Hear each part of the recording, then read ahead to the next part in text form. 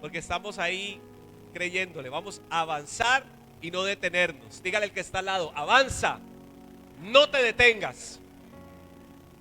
Avanza, no te detengas. Vamos a ponerla ahí rápidamente.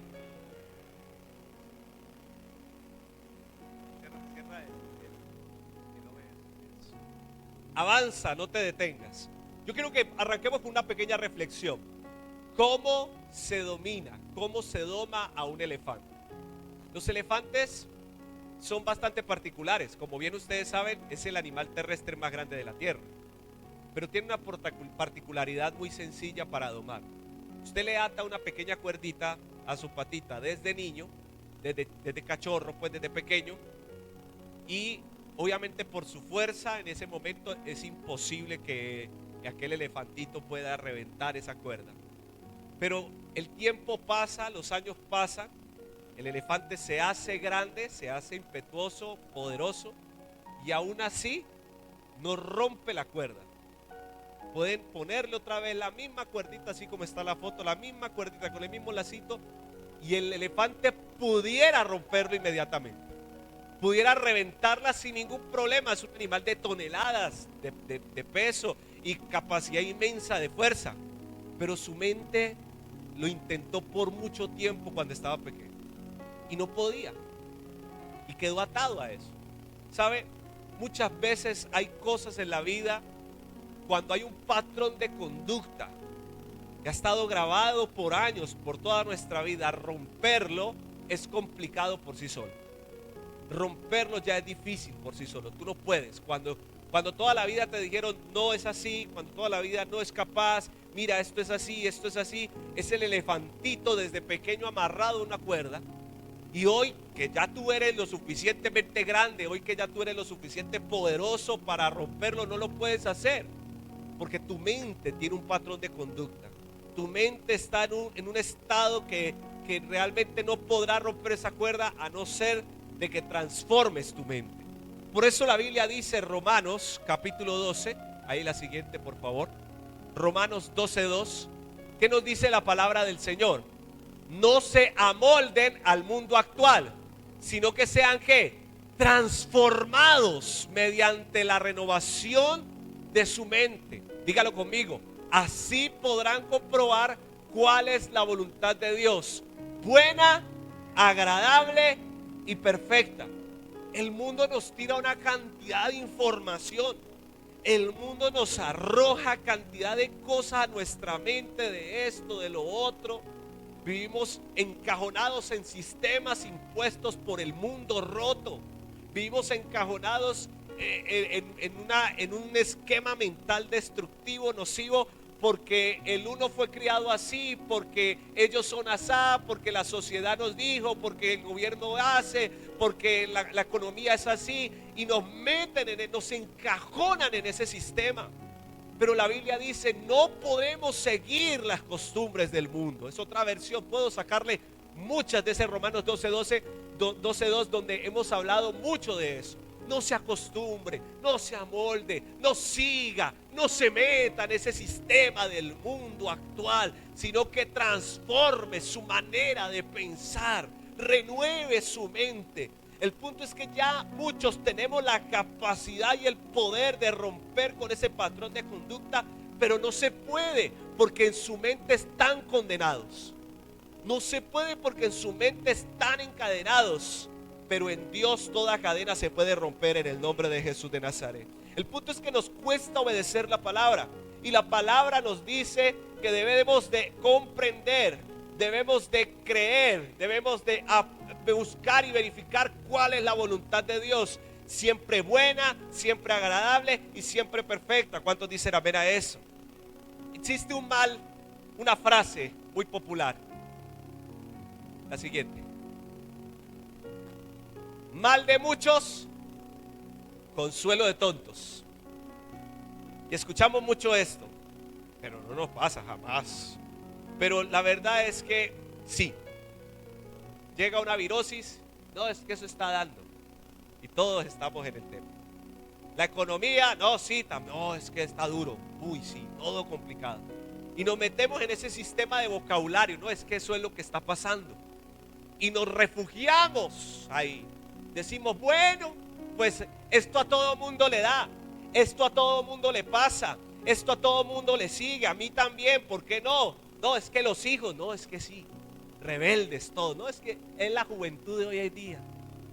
No, y empezamos a tener ese tipo de cosas que todo el mundo le está yendo mal, a nosotros también. Y ese patrón del mayor común se debe de romper. El mal de muchos no puede ser también para mí. ¿Cuántos dicen amén a eso? El mal de muchos no tiene por qué afectar mi vida. Puede que esté pasando en todo el mundo, puede que esté pasando a mi lado, a mi alrededor, en mi casa, pero a mí no puede pasarme eso en el nombre de Jesús de Nazaret. ¿Cuántos creen eso? Estaba meditando un poco en el tema de mi familia, porque no sé por qué llegamos al tema de la familia por parte de mi mamá, por parte de mi papá, y veíamos un poquito de los patrones de vida. Y dentro de mi casa, por parte de mi familia, por parte materna, muchas personas han muerto de cáncer, ¿cierto? Han muerto varios. Cáncer de pulmones, cáncer de hígado, cáncer de estómago, cáncer. Mejor dicho, parece que tuvieran nacido ayer en el mes de cáncer. Y yo decía, no, eso no puede quedarse dentro de nosotros. Y por el lado de la casa paterna, también mi papá, pues muchas situaciones, y no conozco muy bien realmente la familia de mi papá porque no tuve mucho contacto con ellos, pero con el mero patrón de conducta de mi papá yo dije, no, yo no puedo decir, es que mi papá era así, es que mi familia era así, entonces yo también voy a ser así. Mal de muchos no puede ser el consuelo de nosotros también. ¿Cuántos dicen amén a eso? Tú y yo tenemos que avanzar. Tú y yo tenemos que creer en lo que dice la palabra del Señor. Ese patrón del mayor común tiene que romperse. Pero ¿quieres saber la voluntad de Dios? Lo primero que tenemos que hacer es transformar nuestra mente. Así que yo quiero contarte una historia de unos hombres que transformaron su manera de pensar. Y quiero que me acompañen, por favor, ahora sí vamos a la Biblia, mi hermano. Segundo libro de Reyes, capítulo 6. Voy a tratar de parafrasear la historia para no alargarme en el mensaje. Pero es segundo libro de Reyes. No la gente, pásate al otro libro. Capítulo 6, desde el versículo 24. Vamos a leer la bendita y hermosa palabra del Señor en el nombre del Padre, del Hijo y del Espíritu Santo. Y oramos, Padre, para que tu presencia se mueva con poder y que tengamos una palabra de bendición y de victoria para nuestra vida en el nombre de Jesús. ¿Cuántos dicen amén a eso?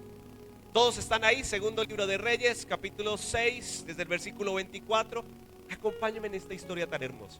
A los que estamos juiciosos leyendo la Biblia, ¿cuántos dicen amén? ¿Cuántos de aquí están al día? No quiero preguntar.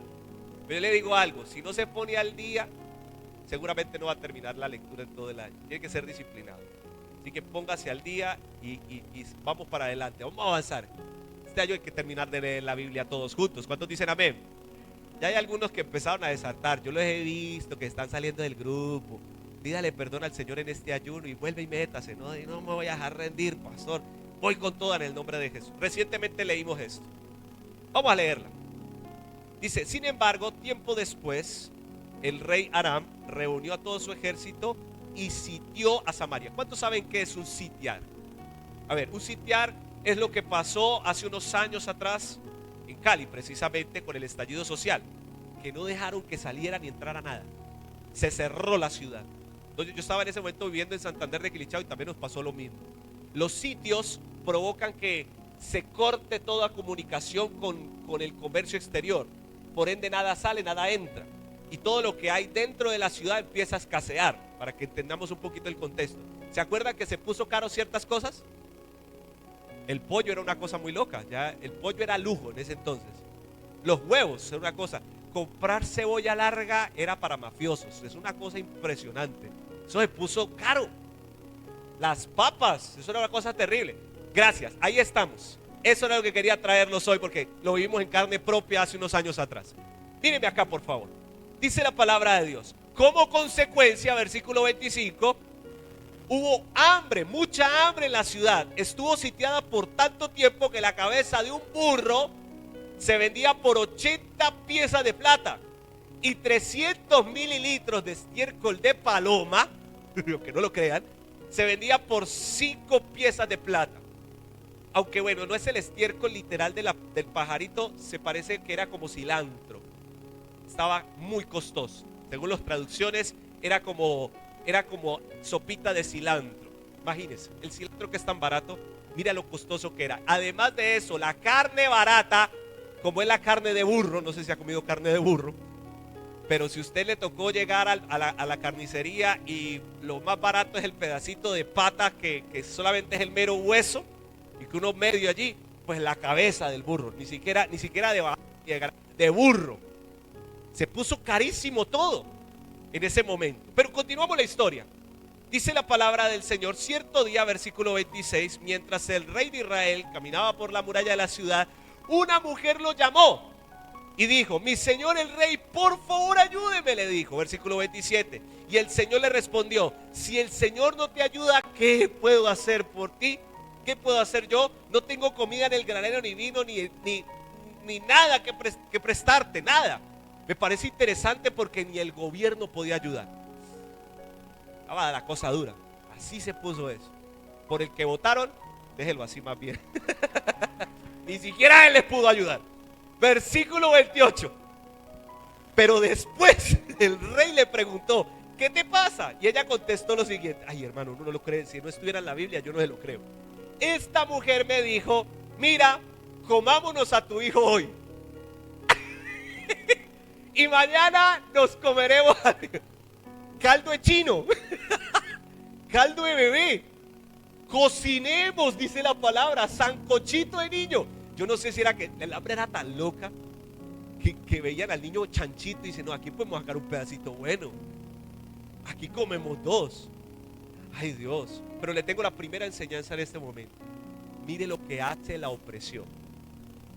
Por eso Eclesiastés 7 por allá dice, a ver si no para buscarlo aquí porque volato al hombre, pero creo que dice Eclesiastés 7:7: la opresión entontece al sabio.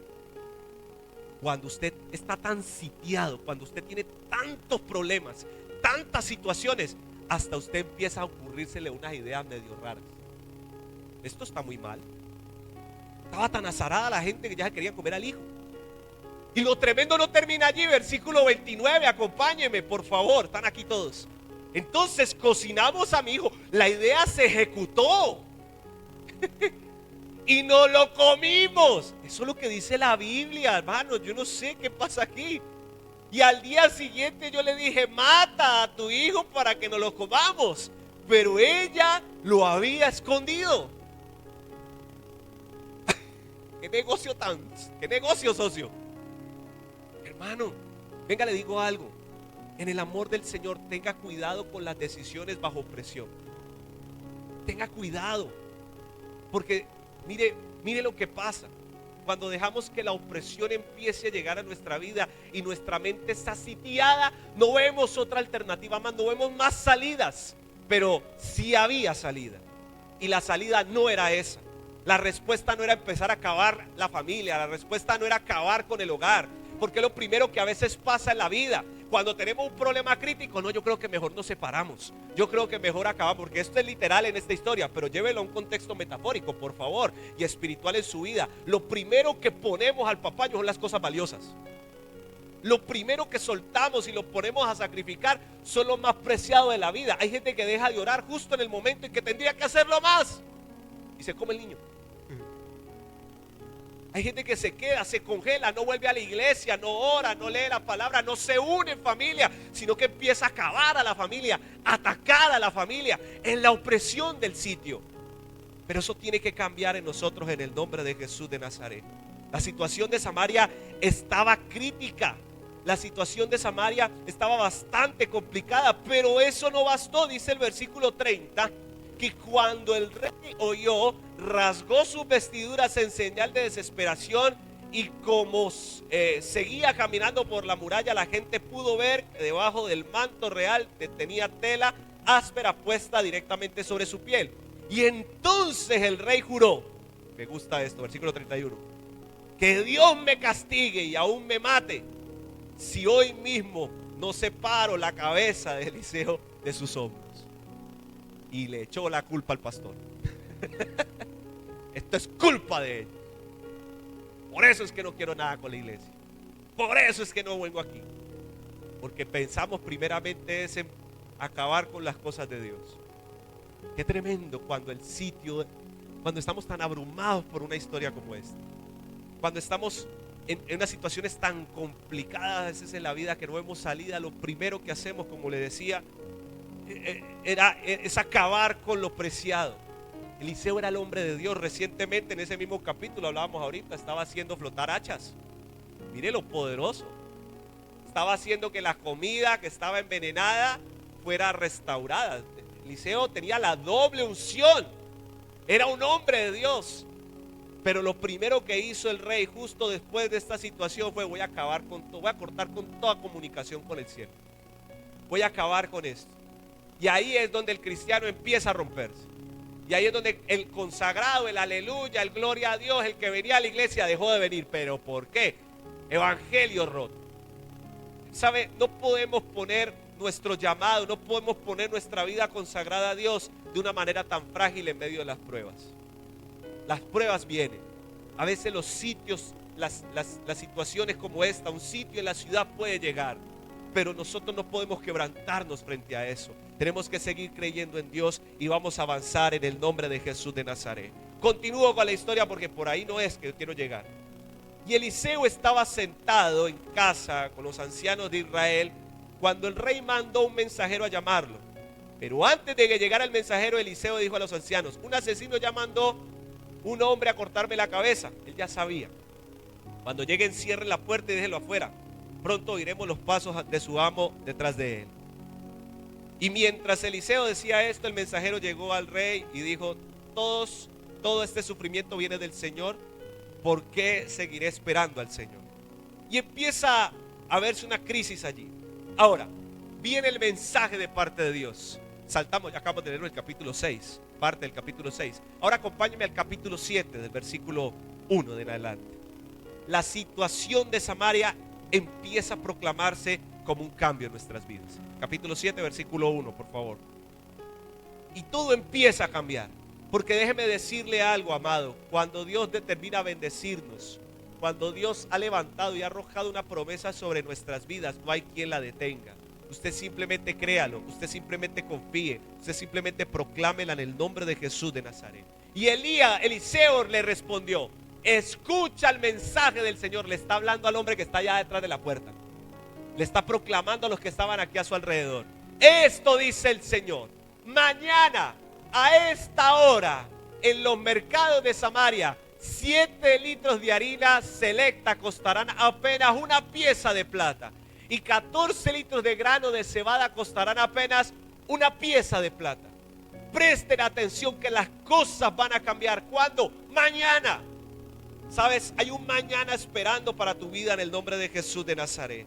Hay un mañana listo y dispuesto para ver, y ese mañana está lleno de bendición y de gloriosas promesas para usted en el nombre de Jesús. Mire, esto era insólito. La comida estaba cara. El caldo de cabeza de burro estaba complicado conseguir. Y el hombre le dice: las cosas van a cambiar al día siguiente. Ya, la harina más fina, no sé, bueno, harina sería un poquito complicado entenderlo ahorita, pero pongamos aquí carne, para que nos vaya dando hambre y se vaya con hambre a la casa. Es que me fui sin hambre, pastor.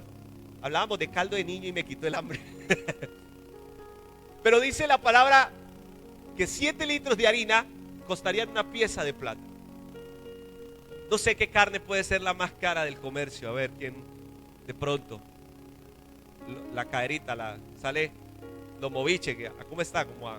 Está caro, ¿no? Toca comer carne de uña por ahorita. Pero sabe, me parece interesante porque era algo así a un precio irrisorio. 1,000 pesos, 2,000 pesos. Y la gente dice: esto es lo que dice el Señor. Está la palabra de parte de Dios. Pero mire la respuesta, versículo 2, de lo que pasa frente a una palabra de Dios. El funcionario que atendía al rey le dijo al hombre de Dios, el que fue a hablarle, y le dijo: vamos a cortarle la cabeza. Eso sería imposible aunque el Señor abriera las ventanas del cielo. ¿Sabe? Yo tengo una frase aquí que me parece interesante que entendamos en esta mañana. No sé si está por allí, pero creo que sí.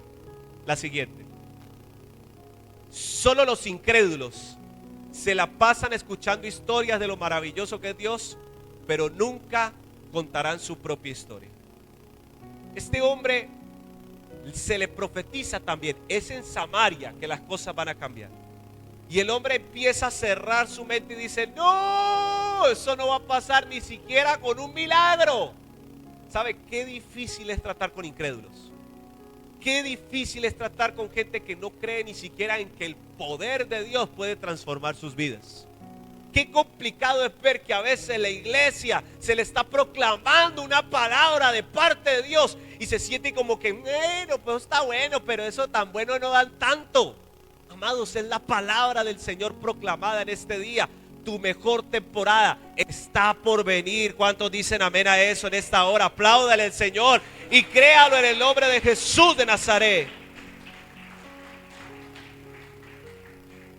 Levante su mano conmigo y diga, voy a contar en carne propia de lo que Dios va a hacer en mi vida.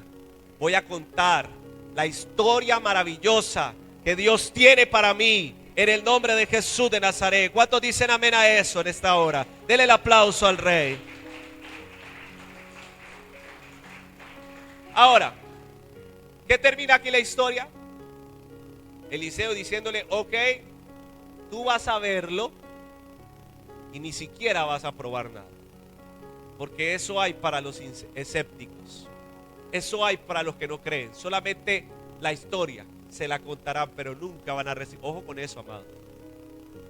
No son fantasías, no son pajaritos en el aire. Yo lo que le estoy tratando de decir no es sueñe cositas, no. Si usted tiene una promesa, si usted tiene un así ha dicho el Señor, porque eso fue lo que dijo Jehová, eso dijo Eliseo, así dice el Señor. No así yo quiero, porque una cosa es lo que yo quiero, otra cosa es lo que así dijo el Señor. Si el Señor te dijo, esto es para ti. Si el Señor te lo prometió, esto es para ti, tú simplemente créelo, acéptalo, procésalo, eso es mío, porque así me lo dijo el Señor. La pregunta que yo te hago en esta mañana es, ¿qué tienes que hacer? La siguiente, ¿qué tienes que hacer para ver tu situación cambiar? Vamos, la siguiente imagencita para preguntarnos. ¿Qué tienes que hacer para ver tu situación cambiar? ¿Qué tienes que hacer para que las cosas mejoren? Quiero que me acompañe. Ahora volvamos a la historia para cerrar esta hermosa enseñanza. Capítulo 7, versículo 3. Y aquí empieza el cambio.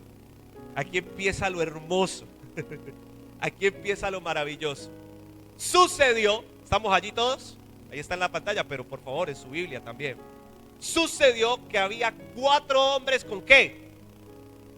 ¿Están conmigo? ¿Con qué? Sentados en la entrada de las puertas de la ciudad. A ver, rápidamente, el contexto cultural de los leprosos. Ellos no podían estar dentro de la ciudad porque eran declarados, eran impuros ritualmente. No podían acercársele a nadie. De hecho, su posición social era bastante. Si estaba crítico allá dentro de Samaria, aquí afuera con los leprosos era peor. Si allá estaba Guatemala, aquí estaba Guatepeor, una cosa así. O sea, estaba difícil. Si allá por lo menos comían niño gordito, aquí ni comían de eso. Y dice la palabra del Señor, me gusta, porque están a las puertas de la ciudad, ellos no pueden entrar, ellos están declarados impuros. Ellos están en un lugar de refugio afuera, vestidos con ropa áspera y ropa gruesa que caía hasta el suelo, que tapaba toda su piel, capuchas. Eso era más o menos lo que tenía un leproso en aquel entonces, capuchas que lo tapaban para que no dejaran ver nada de su lepra. Y dicen, se preguntan lo siguiente: ¿de qué nos sirve sentarnos aquí a esperar la muerte? ¡Ja! Qué paradójico, qué tremendo que la resolución, que la determinación no la tenga el rey, no la tengan las señoras que están comiendo los niños, no la tenga ni siquiera el hombre que estaba ahí escuchando la voz de Dios, sino 4 hombres comunes. No eran sacerdotes, no eran personas, yo determiné esto así, comunes y leprosos, con errores, con fallas, con dificultades y adversidades peores que las que estaban pasando en Samaria. pero determinaron algo que tenían claro: ¿qué ganamos con quedarnos quietos? ¿Qué ganamos con esperar aquí la muerte? Aquí atornillado, pastor. ¿Cómo va, mi hermano? No, pues aquí esperando. ¿Esperando qué? No, pues que se haga la voluntad de Dios. La voluntad de Dios es que cambies tu manera de pensar. No puedes quedarte más esperando ahí, porque esperando te va a llegar la muerte. Wow. Y no te hablo de una muerte física, espero que no. Pero a veces se mueren muchas cosas en la vida porque nos quedamos quietos. De hecho, nuestro cuerpo está diseñado para que se mueva. Deje quieto un brazo por todo un día a ver cómo le va. A ver si no queda como encalambrado. Quédese sentado un ratico allí, otro rato más y ya le están durmiendo las piernas. Ya más de uno me está cabeceando. Si lo ve como cabeceando, yo le doy autoridad en el nombre del Señor para que le haga así, aunque sea fuera, en el nombre de Jesús. Ya vamos a terminar. Reprenda ese sueño. La palabra de Dios está poderosa. ¿Cuántos dicen amén a eso? ¿Qué ganamos? Mira, eran hombres comunes y yo tengo una frase para eso. Hey, la frasecita, si la me puedes ayudar. Dios no busca la siguiente: Dios no busca gente santa y preparada. Dios prepara y santifica a los que busca. ¿Cuántos dicen amén a eso? Mira, Dios puede usarte. No creas que porque estás en esta situación, que pastor, es que yo soy. ¿Se acuerda que hablábamos acerca de, en una de la semana de oración, hablábamos de una frase de Gedeón? Porque Gedeón decía: yo soy el más pequeño, mi ciudad la más pobrecita, nosotros somos los más pequeños. ¿Cómo Dios va a hacer algo conmigo? ¿Se acuerdan de eso? ¿Cómo Dios? Pero Dios le dice: levántate porque te voy a dar la victoria a través de ti. Vamos a tener la victoria en el nombre de... ¿Qué ganas tú con quedarte sentado?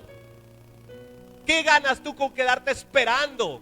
Dígale al que está al lado: hay que moverse, hay que hacer algo, hay que actuar, hay que estremecerse. ¿Qué ganamos con que sentarnos cada 8 días aquí? No hacemos nada más. ¿Aló? Oh. Hermanos, caucho días aquí nomás. No, hermano. Continúa el versículo. ¿Qué ganamos?, se preguntaban. Y las alternativas que tenían. Versículo 4. Si nos quedamos aquí, moriremos. Pero con el hambre que hay en la ciudad, moriremos también de hambre si allá regresamos. Así que mejor sería ir y entregarnos al ejército arameo. Si ellos nos perdonan la vida, pues mucho mejor. Pero si nos matan, pues igual vamos a morir. Pero había salida. Dijeron: tengo una posibilidad de 3 ideas, una. Pero las otras 2 me dejan con 0 posibilidad. Me quedo quieto, me muero. Me devuelvo para él, no hay nada que hacer allá adentro. De pronto nos cojan como esclavos, y es mejor vivir esclavo que morir de hambre. De pronto. Y me gusta ver cómo hay una mínima posibilidad, cómo hay una mínima alternativa a veces que Dios permite que pase. Cómo a veces se necesita tan solo eso. No, pues yo no sé qué es lo que podemos hacer con respecto. Yo le tengo mucha duda a eso, pero si es lo único que hay que hacer, lo queda hacer, pues hagámoslo. ¿Sabe, iglesia? Lo único que siempre nos va a quedar hacer, aunque la situación se ponga amarga y dura y maluca, es buscar la presencia de Dios. Nadie te va a detener eso. Te podrán atar. Uy, me acuerdo de la historia de Pablo y Silas. Los amarraron al cepo, a lo profundo de la cárcel. Y puede que hoy estés atado de manos y pies, pero no te callan la boca. Y mientras no te tapen la boca, tú todavía tienes una oportunidad para levantar un clamor, levantar una oración y decir: Dios, ayúdame, sálvame, levántame, haz algo en mi vida. Iglesia, nos queda orar en este tiempo, nos queda buscar su presencia, nos queda meternos de lleno en la presencia de Dios, porque ahí es donde vamos a ver la victoria. Lamentable es, iglesia, que hay gente que menosprecia el poder que hay en la oración. Hay gente que menosprecia el poder que hay en oración. Y la Biblia habla de estos hombres diciendo, bueno, vámonos entonces. Me gusta porque aquí viene un gran principio. Si me pones la última imagen, la última presentación. Y es que lo único que tienes que hacer, si quieres ver cosas diferentes, tienes que empezar a hacer. Así es, pastor, esa frase, pero es así de sencillo. Si quieres ver cosas diferentes, tienes que empezar a hacer algo distinto. Mañana arranca una nueva semana. ¿Qué va a hacer usted con lo mismo de siempre? Así me toque levantarme por el lado izquierdo, pero ya arrancó diferente, hermano. Aló. Pero usted tiene que empezar a hacer algo diferente en su casa. Levante oración en su casa, la que nunca ha hecho. Tenemos un plan. Ya lo vamos a estar organizando, porque hemos estado convocando para abrir casas de oración y la gente está quedada. Y ay, pastores, que no tengo tiempo, pastores. Necesitamos levantar oración. Que Walter me hacía acordar algo, me recordó un movimiento muy chévere, y por eso ya estamos empezando a consolidar y quiero lanzarlo y vamos a consolidarlo. Que años atrás la iglesia de Altar de Dios hacía casas de oración rotativas, por decirlo así, donde se iba a una casa con un mercadito incluso y se oraba allá y se proclamaba la palabra allá, y después iban a otra casa, invitaban a toda la familia, convocaban, y eso empezó a hacer que la iglesia cogiera fuerza. Yo dije, pues ¿qué ganamos? Lo peor que puede pasar es que se ganen almas. Porque creo que la visión celular es clara para el crecimiento y desarrollo de la iglesia. ¿Qué vamos a hacer? Pues vamos a visitarlos, hermanos. Y ya empezamos a zonificar. Por eso enviamos una lista con los líderes. Pues los primeros son los líderes en cabeza de esto. Escuchen esto, líderes. Ay, pastor, me va a poner a mí. Sí, señor, usted. No me va a poner a mí a rotar casas de oración. Usted es el que puede hacerlo. Y vamos a ir. Y vamos a una casa, oramos en esa casa y proclamamos y damos una palabra allí, la otra semana en otra casa, y todos se van para los del barrio. Porque aquí hay mucha gente que vive en el mismo barrio. Escuche esto. Téngase duro. Ponga el cinturón. Hay gente que vive en el mismo barrio, en la misma cuadra, pasan, medio se cabecean aquí, a duras penas se saludan bien acá, y en ese barrio no pasa nada, con semejante poder de Dios que hay aquí. Aló, esto tiene que cambiar, iglesia, vamos a crecer. Algo que sí me dijo el Señor cuando recibí este gobierno. Ya vamos para un año, ¿no? 8 meses, 8 o 9 meses estamos aquí. Y el Señor me dijo, enfocadito, plan del maestro.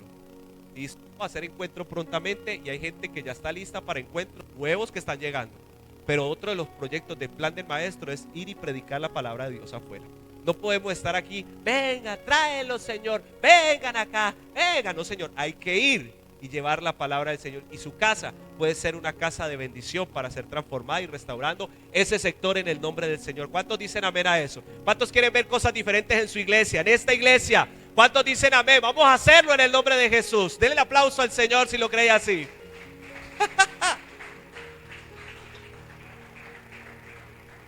Ahora, cierro la historia para irnos. Y expandimos. Vienen los sectores. Vamos a empezar con los grupos grandes que hay en los barrios. Tenemos 3 barrios, ¿cierto, Walter? ¿Me acuerdas? San Cayetano, hay un grupo grande allí de hermanos de la propia iglesia. Nacional, hay otro grupo más. Mortiñal, hay otro grupo más allí. Y Libertadores, hay otro grupo más. Vamos a rotarnos en esas casas. Y tengo que armar delegaciones para irnos a otros barrios, porque la iglesia está llegando a otros lados también. Y el proyecto es que la iglesia local se fortalezca con el barrio de acá. Pero vamos a expandirnos y hay que abrir iglesia en el nombre del Señor. ¿Cuántos dicen amén a eso? Ahora sí, el versículo para cerrar. ¿Qué pasó? ¿Qué hicieron diferente ellos? Versículo 5.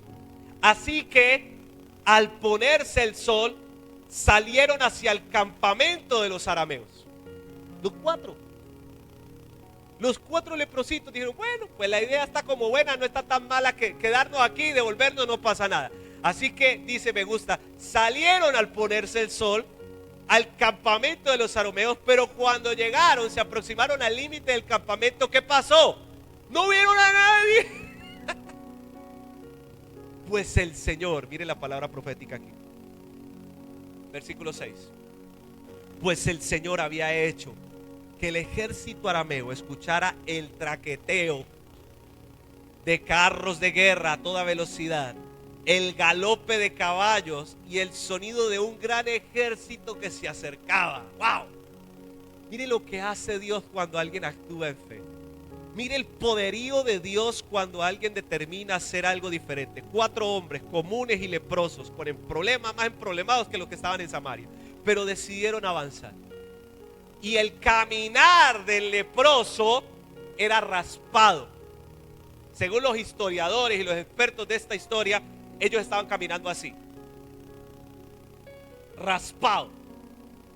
Y ese raspadito, el Señor cogió su megaconsola de sonido allá en el reino de los cielos y activó, ¡pum!, caballos de guerra, ¡wow!, ¡pum!, carros gigantes, ¡pum!, ejércitos.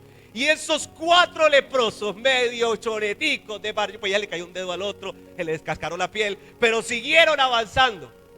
Dios activó tal poder que ellos creyeron, dice el versículo, dice, y ellos, ahí estamos juntos, pero ellos gritaron unos a otros, el rey de Israel ha contratado a hititas y a los egipcios para que nos ataquen. Versículo 7. Así que se llenaron de pánico y huyeron en la oscuridad de la noche, abandonando sus carpas, sus caballos, sus burros y todo lo demás, y corrieron para salvarse la vida. Mire, cuando alguien determina actuar, cuando alguien determina avanzar, así sea simplemente orar, pastor, así sea mente abrir la casa para que oren aquí, así sea simplemente meterme a servirle, qué sé yo, Dios activa su poder, Dios activa su respaldo. Y si Dios está con nosotros, ¿quién contra? Alguien aplaude al Señor en esta mañana y le da ese fuerte aplauso al Rey de Reyes. Póngase de pie, por favor, en esta hermosa mañana. La última imagen. Yo quiero que levante sus manos. Santo. Mire, la última imagen. Ha llegado el momento de romper con la cadenilla que te ata. Hay gente aquí, yo quiero orar primero por eso en esta mañana. Hay gente aquí que se ha atorado mentalmente, que como la metáfora del elefantito, agarrado a su pie, pero ya eres gigante, ya eres grande, ya tú puedes con esto. No tan solo por tus capacidades, porque Dios dotó aquí a muchos con grandes capacidades. Hablo con empresarios, hablo con padres, hablo con hombres y mujeres que en su casa creen que están en las mínimas posibilidades de avanzar. Hablo frente a tu situación de salud, hablo frente a tu economía. Sabes, Dios ya te dotó, Dios te capacitó, Dios te preparó de tal manera que ya tú puedes romper con esa cadenilla en el nombre de Jesús de Nazaret. Espíritu Santo de Dios, ayúdanos a avanzar como iglesia, ayúdanos a crecer como iglesia. Tú nos has puesto aquí no tan solo para un mínimo grupo de personas, tú nos has puesto aquí para seguir avanzando. Y el Señor nos ha dado una promesa en el 2026. Este es el año del doble esfuerzo, iglesia. Este es el año en el cual vamos a activar el doble esfuerzo para este siguiente semestre. Listo, está muy bonita la iglesia ahorita, gloria al Señor. Estamos haciendo culto, estamos haciendo ayunos. Hay muchos que me han dicho, pastor, me alegra cómo está de bonita la iglesia. Gloria al Señor por eso. Gloria a Dios, porque sí, está bonita, estamos creciendo, estamos ganando almas. Hay un promedio de 8 a 10 personas por mes que están llegando. Gloria a Dios por eso. Pero el Señor nos tiene para más. La iglesia del Nazareno en el centro de Cali tiene que impactar este sector en el nombre de Jesús de Nazaret. Esta es una iglesia convergente, es una iglesia que va a sembrar otras iglesias.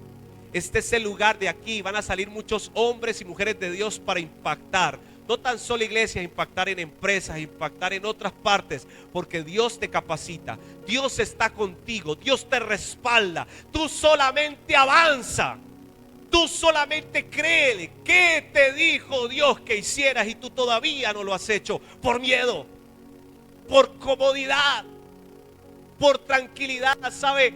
hablábamos muchas cosas a lo largo de esta semana y no quiero que las pase por alto. Hoy oro para que todo espíritu distractor se rompa de nuestras vidas en el nombre de Jesús. Ya basta de estar desenfocados. Ya basta, iglesia. Mire, le hablo de esto de parte de Dios. Ya basta de estar poniendo los ojos en la tierra. Puesto los ojos en Jesús, autor y consumador de la fe. Tú estás para más. Tú estás para mucho más que las cosas que el mundo brinda. Deja de distraerte con las cosas pasajeras del mundo. Deja de distraerte con lo que no gana nada, no produce nada. Estar sentado scrolleando redes no sirve para nada, iglesia.